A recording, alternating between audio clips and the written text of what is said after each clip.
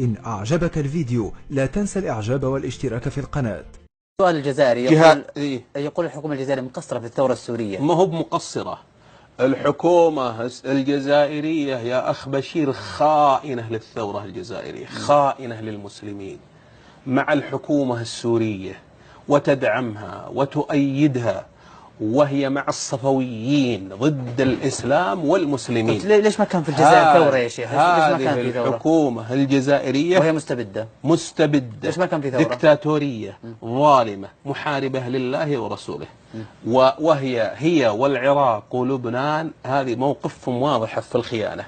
فيه ناس موقفهم ضبابي، في ناس حكومات موقفها ضبابي وسط. وأما مصر فقد رجعت إلى الصواب ورجعت إلى الحق، ومواقفها الأخيرة مواقف مشرفة. وأنا أقول أنه يجب أن يقوم الحلف الآن، الحلف بين تركيا ومصر والسعودية ضد الدولة الصفوية. هذا الحلف هو الذي سيوقف الصفويين عند حدهم. تتوقع الجزائر فيها شيء قادم؟ ما أدري والله، ما أظنه الآن يعني في الفترة القريبة. والله ما يعني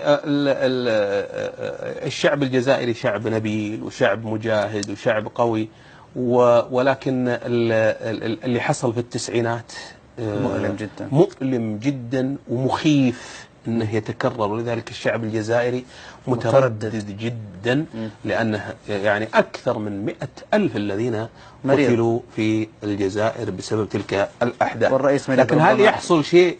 قد يحصل هبة من الناس، ولكن الضغط المستمر ويكون ضغط سلمي. أنا ضد أنه يصير فيه ثورة مسلحة، لأن شفنا آثارها اللي في الجزائر.